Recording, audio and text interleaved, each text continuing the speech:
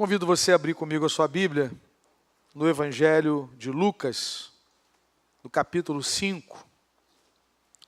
E nós vamos ler dos versículos 33 ao 39. Lucas, capítulo 5, versículos 33 a 39. A palavra do Senhor nos diz: então eles disseram a Jesus: os discípulos de João frequentemente jejuam e fazem orações, e os discípulos dos fariseus fazem o mesmo, mas os seus discípulos comem e bebem. Jesus, porém, lhes disse: será que vocês podem fazer com que os convidados para o casamento jejuem enquanto o noivo está com eles? No entanto, virão dias em que o noivo lhes será tirado, e então, naqueles dias, eles vão jejuar. Também lhes contou uma parábola: ninguém tira um pedaço de uma roupa nova para colocar sobre roupa velha, pois se o fizer, rasgará a roupa nova, e além disso, o remendo da roupa nova não combinará com a roupa velha. E ninguém põe vinho novo em odres velhos, porque se fizer isso, o vinho novo romperá os odres, o vinho se derramará e os odres se estragarão. Pelo contrário, vinho novo deve ser posto em odres novos, e ninguém, tendo bebido o vinho velho, prefere o novo, porque diz: o velho é excelente. Que o Senhor nos abençoe com a leitura da sua palavra. Amém? Pai, nós pedimos que Teu Espírito possa abrir o nosso entendimento e aplicar a Tua palavra às nossas vidas, que o Senhor fale aos nossos corações, nos fortaleça, nos abençoe, para a glória do Teu nome, nos encoraje, Senhor, a seguirmos com a missão que o Senhor nos deu de ser e fazer discípulos de Jesus, para a glória do Senhor. Amém. Amém. Irmãos amados, eu queria que você se imaginasse agora numa festa de casamento, num lindo salão de festas, com muita música, comida, bebida, os noivos totalmente felizes, sorridentes, uma alegria visível na celebração. E você, obviamente, percebeu que o buffet está bem composto, está bonito, né? Está bem agradável. Você fica imaginando assim, depois que o pastor impetrar a bênção matrimonial e disser assim: pode beijar a noiva. Depois ele vai dizer assim: olha, eu vos declaro marido e mulher, em nome do Pai, do Filho e do Espírito Santo, em nome da lei, porque eles assinaram ali o contrato também de casamento. É uma aliança, o casamento é uma aliança, mas também é um contrato social. E aí, você diz assim: agora a gente vai para a mesa, nós vamos às mesas e vamos barbarizar, né? Quando tem casamento aqui na igreja, aí eu falo para o pai da noiva assim: olha, vou comer aqui para honrar o pix que você fez aí para o salão, né? A gente quer honrar o pix que você fez, né? Então a gente fica feliz, mas a hora que você senta à mesa, alguém diz assim: olha, não toca na comida, ninguém come nada, né? É ordem suprema, ninguém pode comer nada, porque foi ordenado um jejum aqui agora. Você imagina, querido? Você pagou o buffet, sentou, foi ordenado um jejum, ninguém toca na comida, e acabou. O problema é que o noivo está presente. Tem alegria, né? Tem celebração, tem comida, tem manifestação assim de gratidão, mas o noivo está presente, só que alguém diz: nós vamos jejuar agora. É mais ou menos isso que Jesus está nos mostrando, o que acontece quando nós não entendemos o que é o Evangelho. A alegria que nós temos em Cristo, a celebração que nós temos no Evangelho. Eu queria então tentar contextualizar para chegarmos nesse texto. Nós começamos a refletir há 2 semanas, lá no verso 17. Do verso 17 ao verso 26, nós percebemos que Jesus, ele cura um paralítico. Na verdade, Jesus resolve, como eu falei semana passada mais uma vez, ele resolveu o pior problema daquele homem. Nós vamos nos lembrar de que Jesus estava ensinando numa casa, a casa estava lotada, e aí alguns homens levaram aquele paralítico, fizeram lá um movimento, subiram as escadas laterais, romperam ali o telhado, colocaram na presença de Jesus. E qual era a expectativa do paralítico, daqueles que levaram o paralítico e das pessoas presentes? Que ele fosse curado, né? Que ele saísse dali andando, pulando, vivendo uma nova fase da sua vida. Jesus olha para a fé daqueles homens e diz assim: filho, os teus pecados estão perdoados. Veja o que diz aí o texto, Lucas 5, versículo 20. Vendo-lhes a fé, Jesus disse ao paralítico: homem, os seus pecados estão perdoados. Irmãos, o que Jesus está nos ensinando nessa passagem? Que o nosso maior problema é o pecado. Que a nossa maior luta é o pecado. Nós estamos separados de Deus. O pecado nos separou de Deus. Fomos criados perfeitamente, em harmonia com o Senhor. Quando Deus termina a criação e diz: é tudo muito bom. Os nossos pais são criados já no 6º dia. Isso já nos mostra que Deus fez tudo primeiro, tudo vem de Deus, Ele é o provedor, Ele é o Senhor de todas as coisas. Nossos pais foram colocados na presença do Senhor para ter comunhão com Deus, comunhão com o Senhor.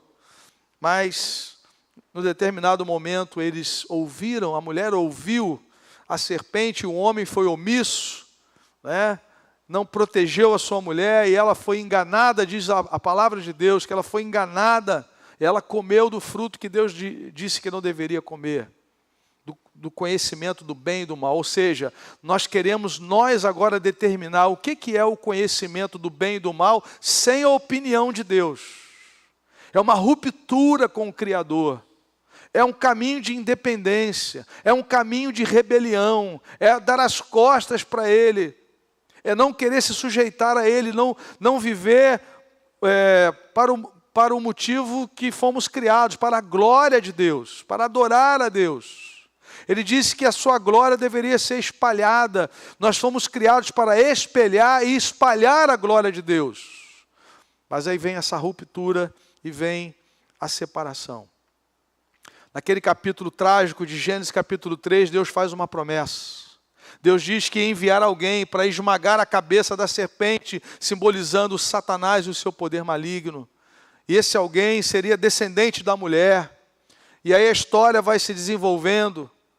A promessa começa a tomar forma a partir de Gênesis capítulo 2. Deus chama Abraão e diz: olha, a sua descendência será grande e ela vai abençoar todas as famílias da terra, do seu descendente. Em Gálatas capítulo 3, Paulo interpreta esse texto e diz que o descendente é Cristo. E a história vai falando como será a vinda do Messias, as suas marcas, as suas características. No capítulo 4 desse evangelho, após ser batizado e voltar da tentação, Jesus entra na sinagoga e abre o livro de Isaías capítulo 61. E ali ele lê: olha, o Espírito do Senhor está sobre mim. Aqui nós temos a presença das 3 pessoas da Trindade. O Espírito do Senhor Deus está sobre mim, sobre Jesus, pelo que me ungiu. E aí as marcas do ministério messiânico: ele veio para curar, ele veio para libertar, ele veio para salvar, ele veio para pôr em liberdade os algemados. Então o ministério messiânico, ele foi marcado, identificado por sinais e maravilhas. E aí agora, quando Jesus diz: os seus pecados estão perdoados, tem 2 possibilidades aqui, amados irmãos. Ou Jesus está blasfemando, ou Jesus é o Messias. Não tem uma terceira possibilidade. Os religiosos sabiam disso. Tanto é que eles disseram, no versículo 21, os escribas e fariseus começaram a pensar: quem é este que diz blasfêmias? Por quê? Quem pode perdoar pecados a não ser um, que é Deus? Só Deus pode perdoar pecados. Por que Deus pode perdoar pecados e só Ele? Porque todo pecado é contra Deus, em última instância. Quando Adão reclama, ele diz assim: foi a mulher que tu me deste. Ele está reclamando de Deus, né? E daí Deus é quem perdoa pecados. Obviamente que existem pecados que são cometidos uns contra os outros. E a Bíblia diz que nós devemos perdoar como cristãos a partir do perdão que recebemos do Senhor. Assim como o Senhor vos perdoou, perdoai vós. Mas Deus é quem é a fonte do perdão. E aqui Jesus deixa isso muito claro. Para que vocês saibam que o Filho do Homem tem poder para perdoar pecados, disse ao paralítico, levanta e anda. Jesus confirma que ele é o Filho do Homem. O Filho do Homem é um título messiânico. Por isso, Jesus manifesta que ele é o Filho de Deus. Ele revela a sua identidade. O ponto alto desse texto é encontrarmos a pessoa de Jesus, quem ele é. Jesus não é um milagreiro. Jesus poderia ter curado aquele homem ia embora para casa, mas não conheceria como de fato ele é, o Filho do Homem. Então Jesus começa fazendo o que mais ninguém pode fazer, ele perdoa os nossos pecados. Essa é a frase mais importante que eu e você poderíamos ouvir na nossa vida. Filho, filha, os teus pecados estão perdoados. Agora, para isso acontecer, Deus teve que entregar o seu Filho amado. Para isso acontecer, Deus enviou o seu Filho para reconciliar consigo os seus inimigos. Romanos 5, verso 10 diz que quando nós éramos inimigos, nós fomos reconciliados com o Pai mediante a morte do seu Filho. Como é que Deus trata dos seus inimigos? Ele entrega o seu Filho amado para morrer no lugar deles. Essa é a mensagem do Evangelho.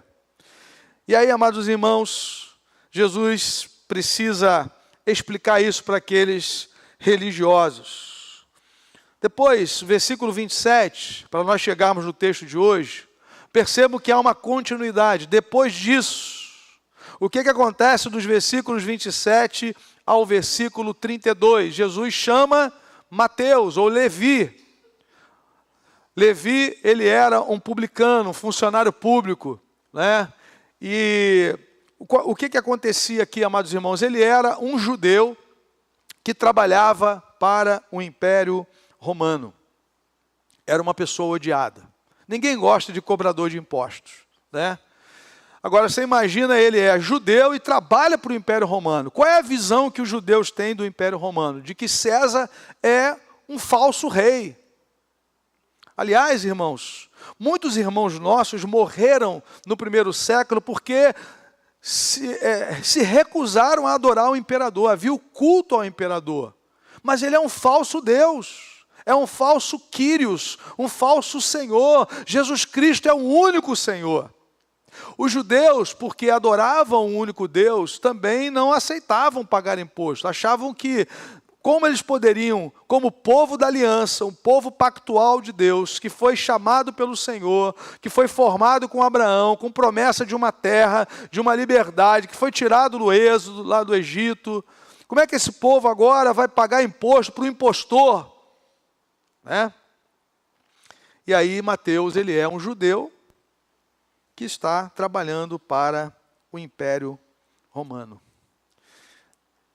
Só que Jesus não pensa com as categorias humanas. Jesus chama esse homem para ser um discípulo dele. Versículo de número 27, depois disso, depois de curar o paralítico e salvá-lo e curá-lo, de revelar que é o Filho do Homem, depois disso Jesus saiu e viu um publicano chamado Levi sentado na coletoria. Ele estava sentado ali. E se Jesus não passasse, não o visse, não o chamasse, ele morreria ali. A vida dele era aquela roda viva de pecado. César manda cobrar 50, ele cobra 70, 75. Eles eram mal vistos, eles tinham uma fama. E Jesus chama esse homem para ser um discípulo seu. Isso nos mostra, irmãos, que Deus chama quem Ele quer. Que nós estamos aqui hoje porque o Senhor nos chamou. Ele decidiu nos chamar independente da nossa condição espiritual, independente de como nós vivíamos. Nós somos salvos pela graça mediante a fé. Isso não vem de nós, isso é um dom de Deus. Graça de Deus. Nós passamos a enxergar em Jesus um bem maior. O texto é muito interessante, que diz assim, Jesus lhe disse, siga-me. É o que ele nos chama a fazer hoje. ele se levantou e, deixando tudo, o seguiu. Ele deixou tudo. E ao deixar tudo, ele encontrou tudo em Jesus. O que é esse deixar tudo? Deixar tudo é a vida de pecado. É a falsa segurança de que você agora, de que você trabalha para o Império Romano, de que você tem salário, de que você tem estabilidade num momento tão difícil. Mesmo pertencendo a um povo dominado, você é uma exceção. Ele deixa tudo, ele vai viver agora pela fé no Messias. Isso é privilégio, isso é graça de Jesus fazer com que ele enxergasse nele o próprio Filho de Deus. Porque do contrário ele não responderia dessa maneira. Por que você respondeu ao chamado do Senhor?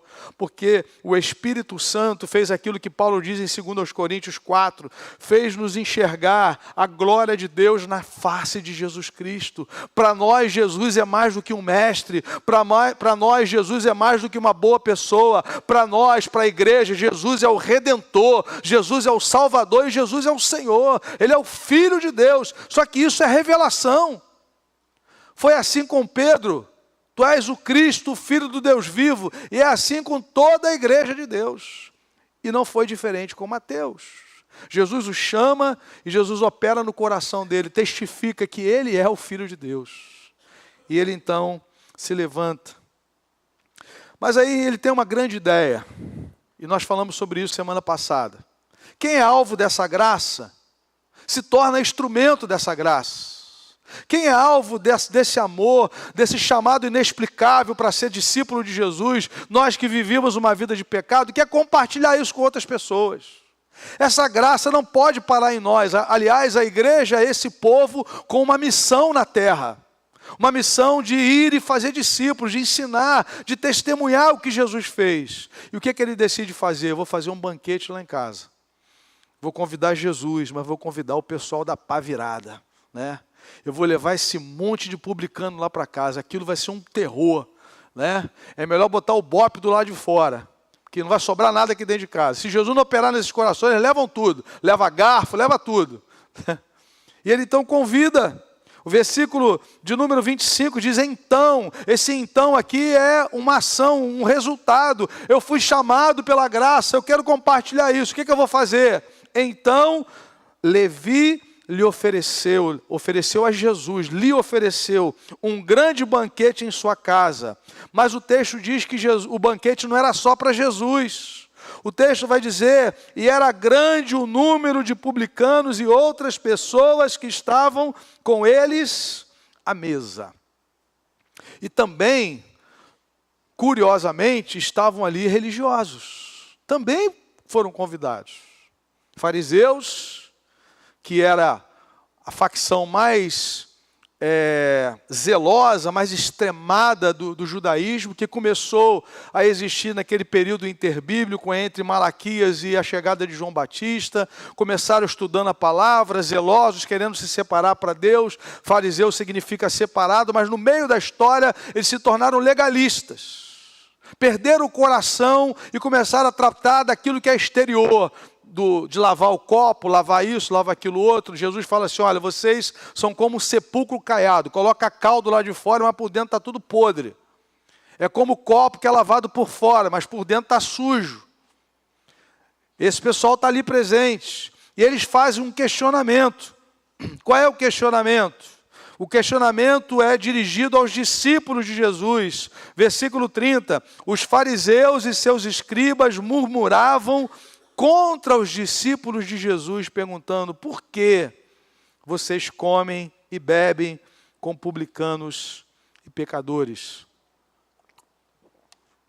Meus irmãos, comer com alguém, estar à mesa com alguém nessa cultura, era sinônimo de amizade, era sinônimo de intimidade.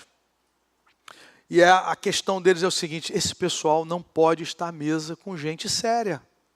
Se vocês de fato são discípulos do Messias, essas pessoas não podem estar na mesa com eles, com vocês. É impossível isso. Vejam que a religião produz uma superioridade carnal, maligna, separatista, que não considera a graça transformadora e salvadora de Jesus. E o que me chama a atenção, e eu falei isso semana passada, que se o questionamento foi dirigido aos discípulos, quem respondeu foi Jesus.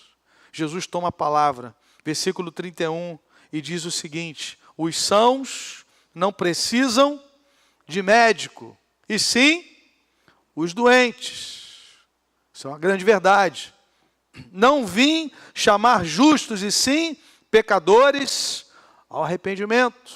Foi o que ele fez com Levi, foi o que ele fez conosco, e é o que ele continua fazendo na história, ele continua chamando. Ele chama através do evangelho, ele chama através da pregação, ele chama através do testemunho da igreja, homens e mulheres, de toda a tribo, povo, língua e nação, ao arrependimento e à fé em Jesus Cristo. Louvado seja Deus.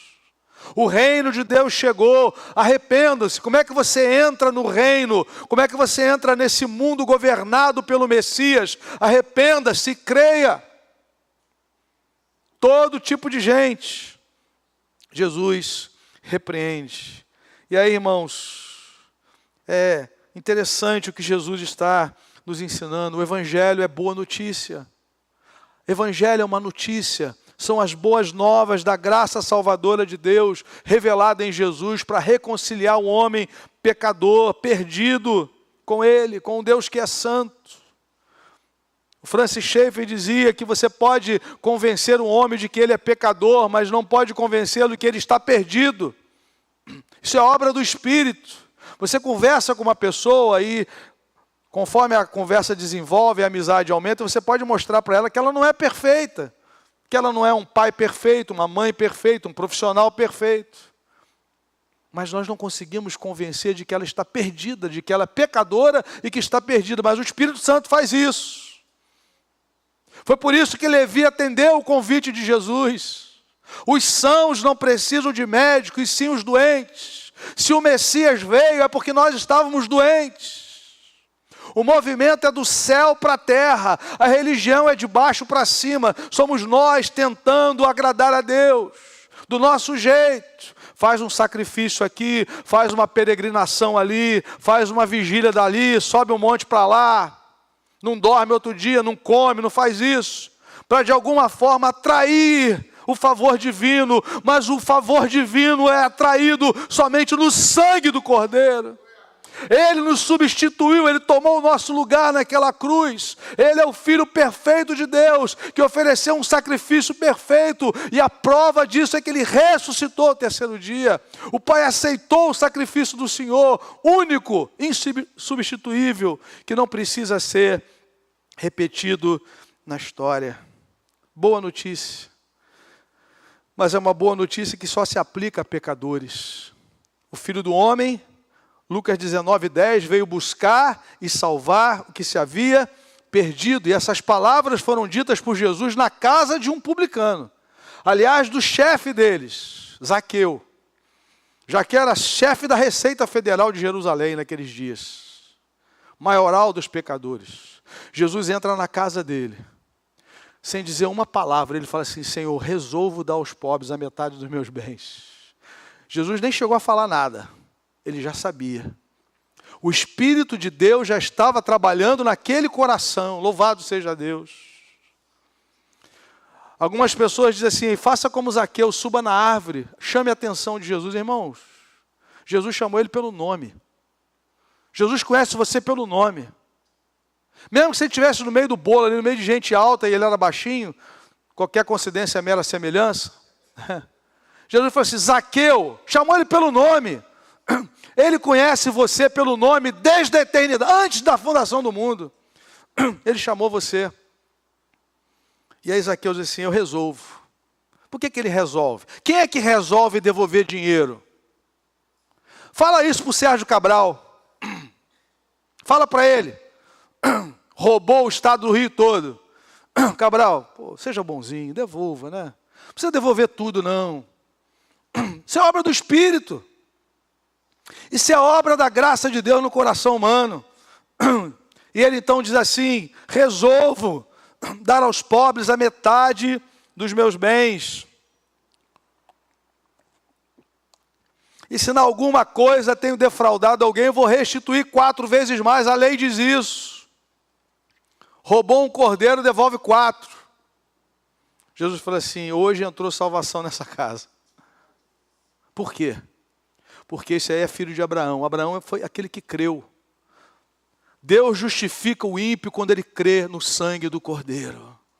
Zaqueu vai para o céu porque devolveu o dinheiro? Não, porque nasceu de novo. Porque naquele céu santo só entra quem nasceu de novo. Amém, queridos? Então esse é o movimento do evangelho, do céu para a terra. O Filho do Homem veio buscar e salvar o que se havia perdido. Foi assim na vida daquele homem. Aí eles foram levados, eles levaram aquele paralítico, mas foi Jesus quem disse, seus pecados estão perdoados. Foi ele quem chamou Levi.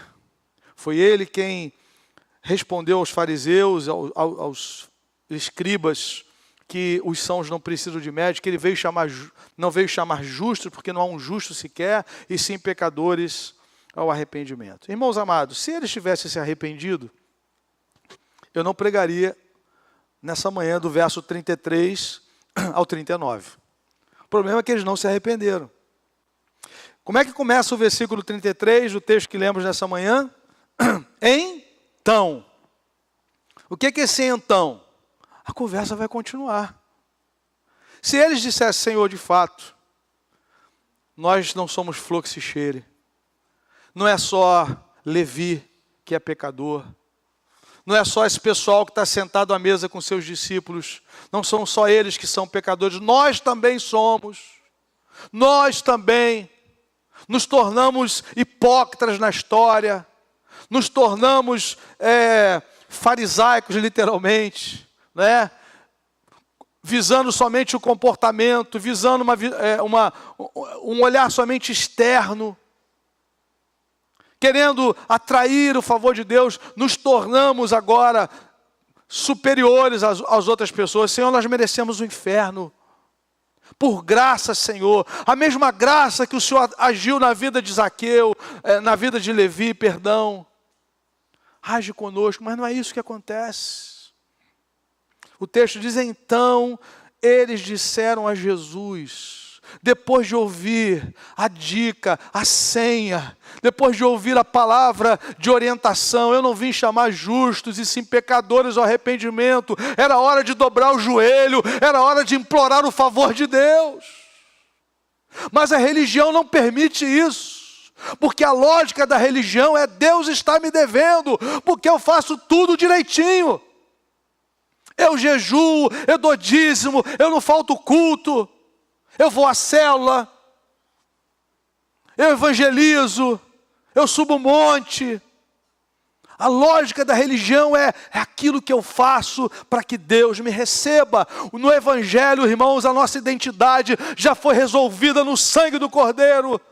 Nós somos filhos amados e filhas amadas porque Deus recebeu o sacrifício de Jesus por nós. E ao crermos em Jesus, o ímpio foi justificado. Romanos 4, verso 5. Deus justifica o ímpio, não aquele que trabalha, mas aquele que crê. Porque se for aquele que trabalha, Deus está devendo a gente. E aí a lógica da religião diz assim, vamos continuar a conversa. O problema agora não é comer. O problema agora não é com quem você come, mas é a comida em si.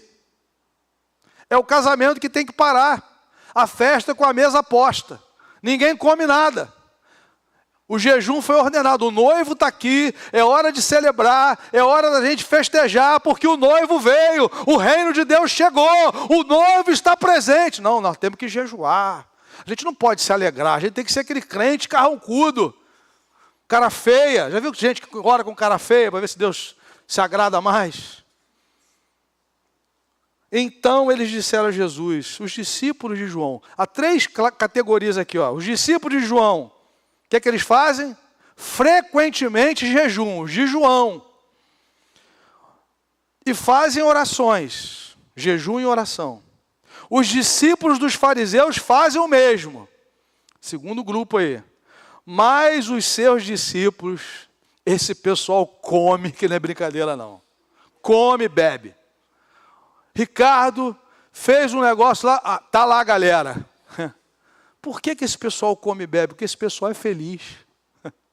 E nós vamos comer e beber no reino de Deus. Nós já fazemos isso. Louvado seja Deus. Os discípulos estavam ali, o noivo presente. Jesus salvando, Jesus curando, Jesus libertando. Aleluia!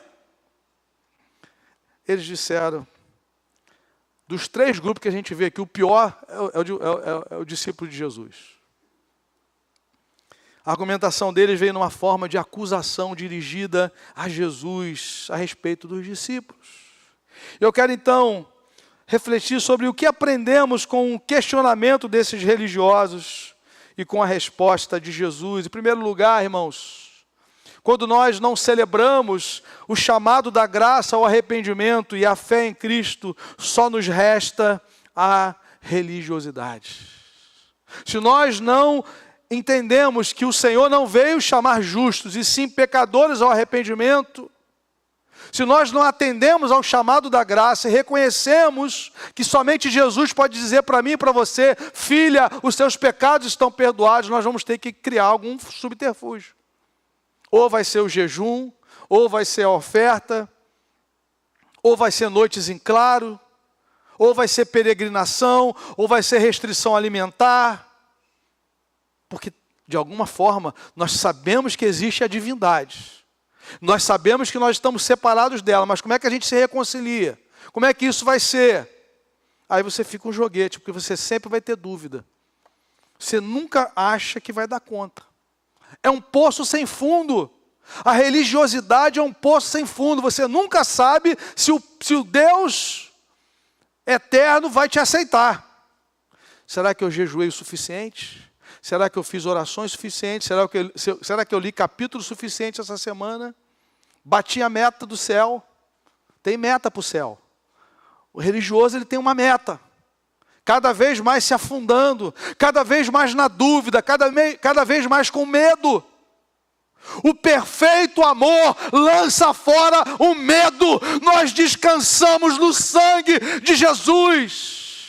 Aquele que disse, aquele que vem a mim, de maneira nenhuma lançarei fora. As minhas ovelhas ouvem minha voz, eu lhes dou a vida eterna e ninguém as arrebatará das minhas mãos. Nada pode nos separar do amor de Deus que está em Cristo. Mas a religião não crê nisso. E aí, irmãos, eles não atentaram às palavras de Jesus sobre o médico para os doentes, sobre o chamado dos pecadores ao arrependimento. Então só resta agora a justiça própria. Só resta agora ficar questionando por que os discípulos não comem. E é interessante, irmãos, que no Evangelho de Lucas é um padrão que se repete. Se você vê, por exemplo, no capítulo 7, nós temos Simão e nós temos a pecadora. Simão se acha o bom e Jesus diz, Simão, o credor tinha 2 devedores. Um devia 100, outro devia 20. Números supostos aqui, o texto vai falar de outros números, mas a dívida de um era muito alta e a outra de outro menor. Aí Jesus falou assim, Simão, o credor perdoou os 2. Quem vai amar mais? Ele falou assim, eu suponho que aquele que recebeu um perdão maior. É isso aí.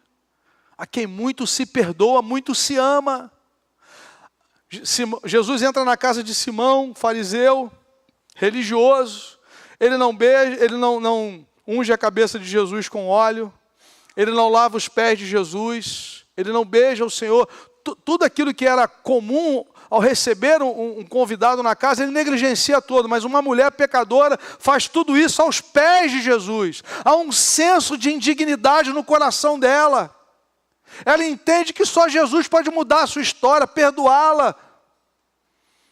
No final, Jesus fala para ela assim, filha, seus pecados são perdoados, vá em paz, vá em paz. E Simão ficou na mesma, porque ele não achava que ele precisava de Jesus. Depois, em Lucas 15, Lucas vai repetir o padrão. É o filho perdido que sai de casa, que vai barbarizar na vida, que vai aprontar. Alguém chama isso de um estilo de vida irreligioso. Mas o que ficou em casa também está perdido. Porque ele acha que o pai tem que salvá-lo, porque ele nunca faltou ao trabalho, porque ele nunca reclamou de nada, porque ele está sempre ali.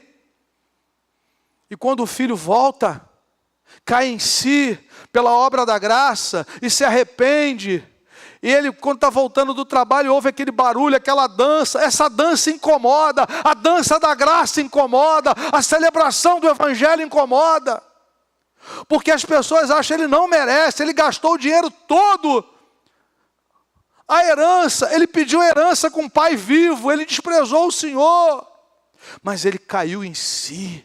Ele se arrependeu, ele disse: pai, eu pequei contra o céu, pequei diante de ti, não sou digno. Foi o Espírito Santo que gerou arrependimento naquele coração. E como é que começa esse capítulo 15 de Lucas? A mesma coisa. Jesus recebe pecadores e come com eles. Aí Jesus conta 3 parábolas. Da ovelha, da moeda e do filho, para dizer que ele estava perdido e foi achado. E as 3 parábolas terminam com alegria.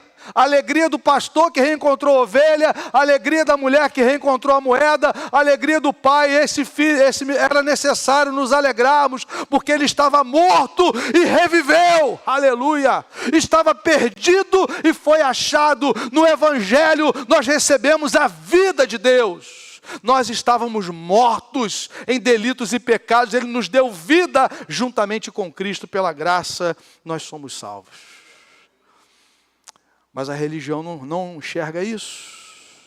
Em todos esses casos, a esperança para o pecador arrependido está no fato de Deus ter enviado o seu Filho perfeito para nos perdoar e nos receber no seu reino, o que de fato ele conquistou na cruz. Amém, irmãos? Então é a celebração do evangelho. Mas há uma segunda verdade aqui do texto. Quando nós não celebramos o chamado da graça ao arrependimento e à fé em Cristo, nós desperdiçamos essa alegria.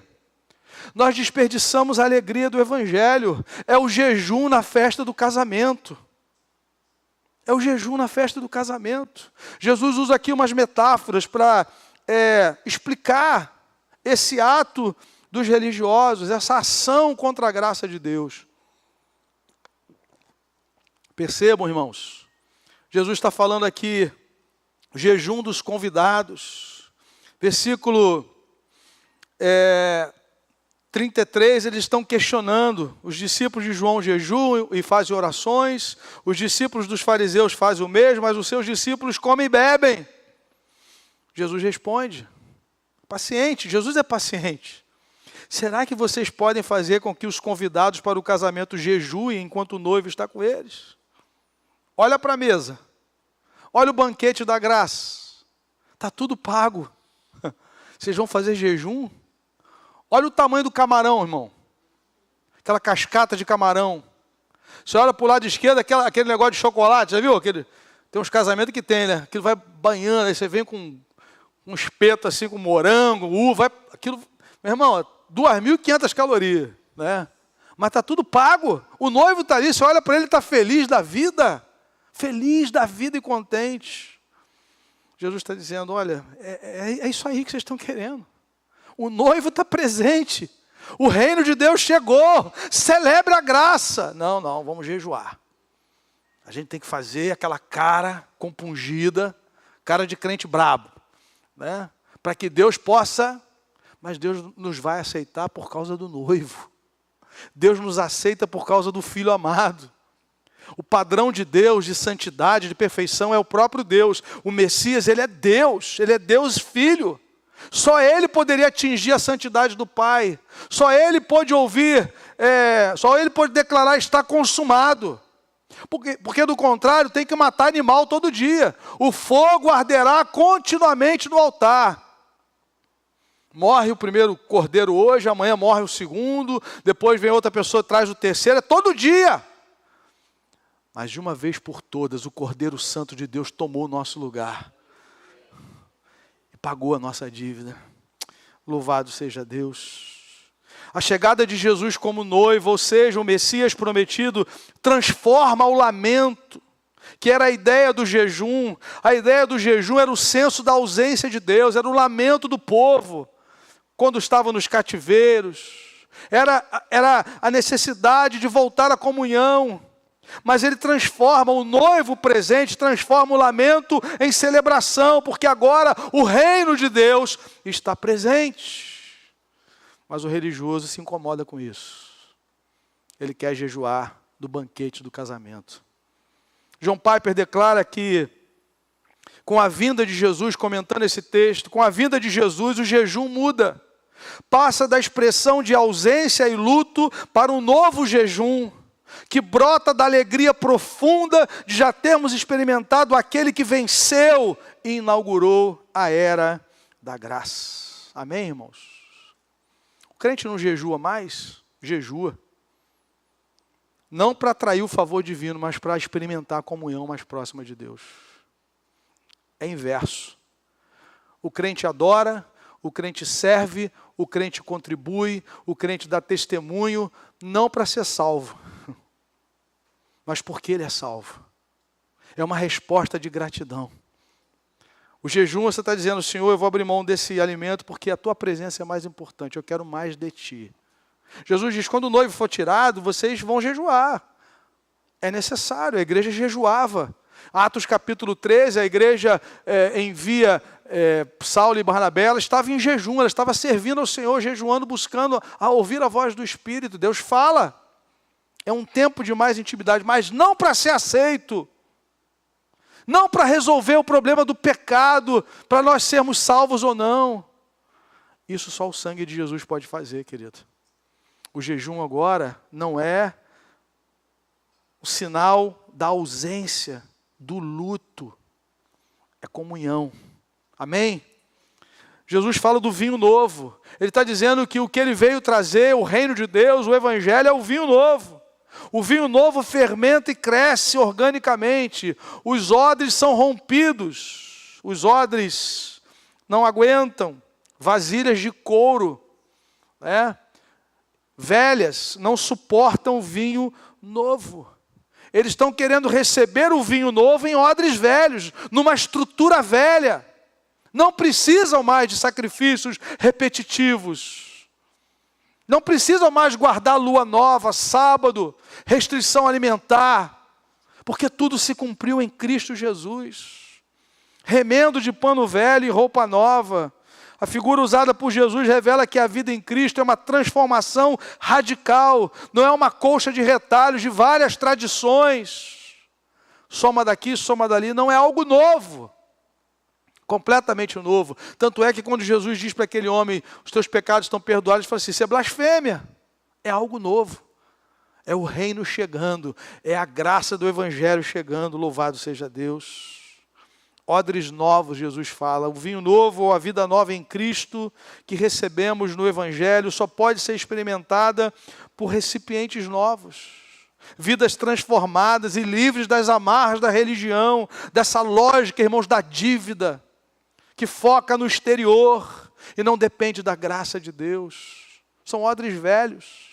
Agora nós somos odres novos. Nós recebemos o vinho novo. Nós recebemos a boa notícia. Nós recebemos o perdão de pecados. Nós recebemos a graça favorável a nós. Bendito seja o nome do Senhor. É lamentável, irmãos, o jejum na festa de casamento. Mas essa é a realidade de muitas pessoas. A desconfiança daquilo que Cristo fez na cruz. Isso acontecia no Novo Testamento. Isso aconteceu entre os Gálatas. Não dá mais não pode ser somente aquilo que Cristo fez na cruz. Precisa circuncidar, precisa guardar a lua nova. E aí o evangelho vira uma colcha de retalho. Mas a igreja foi chamada a celebrar essa graça e a testemunhar essa graça. Pergunta para o gadareno, qual foi a participação dele na salvação dele? Jesus atravessa o mar, enfrenta uma tempestade, vai lá, arranca ele, tira aquela legião de demônios. Aí as pessoas olham para ele e falam assim, viram-no, diz o texto, vestido, ele só andava nu. Assentado, ele ficava inquieto, dia e noite, em perfeito juízo. nenhuma cadeia segurava ele, nenhuma algema, ele rompia tudo, era um bicho. Pergunta para ele, qual foi a parte que você contribuía para Jesus salvar você? Pergunta para Zaqueu, ladrão, chefe da receita, né? Apresentava lá no Excel, lá, fulano, você vai roubar tanto esse mês, sua área de roubo é Cafarnaum, você é Nazaré. No final das contas, 10% para mim. 80% para César e 10% para vocês dividirem. Pergunta para esse homem qual foi a contribuição dele para a salvação dele. O Filho do Homem veio buscar e salvar o que se havia perdido. Pergunta para a mulher samaritana. 5 maridos já tivesse, agora é um caso. Nem no cartório você foi. Nem união estável você tem. Está querendo ser feliz, buscando em homens, buscando em pessoas. Só Deus pode resolver esse buraco na sua alma. Só o Messias pode encher você. Só Ele pode te oferecer a água viva. Louvado seja Deus, que jorra para a eternidade. Pergunta para Nicodemos qual foi a contribuição que ele fez. Ele não sabe nem o que é novo nascimento. Pergunta para Levi. Pergunta para você mesmo, meu irmão.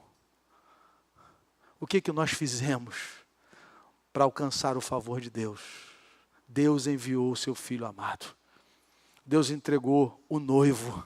O noivo está presente, louvado seja Deus. Nós vamos comer e beber no reino de Deus eternamente. Jesus disse, eu não vou comer de agora em diante o fruto da videira até comer e beber com vocês no reino do meu Pai. O reino nos foi dado pela graça salvadora. E agora nós celebramos essa misericórdia. Não vim chamar justos e sim pecadores ao arrependimento. Graças a Deus por isso. 2 aplicações, queridos.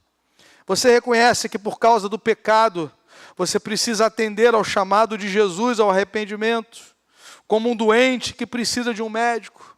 Talvez você que assiste nessa manhã, essa palavra ou em algum outro momento, a minha oração é que o Espírito Santo possa atuar no seu coração de tal maneira que você não somente reconheça que é pecador, mas reconheça que está perdido e que Deus pode salvar você através do sacrifício de Jesus.